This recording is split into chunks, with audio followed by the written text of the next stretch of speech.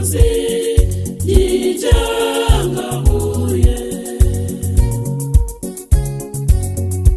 Yesu mwami wanje wije omenye nase amatu ukoze. Yesu nindenge, Yesu mwami wanje muye sangalanga amatu ukanje koze yijangahuye. Yesu mwami wanje yenyanga jingufu urumirirenge amatu ukozi.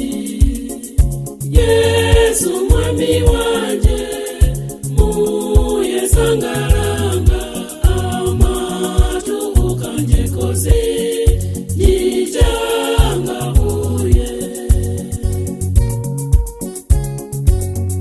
Yesu mwami wanje wije omenye nase yenyange bihembe nende jibabasi.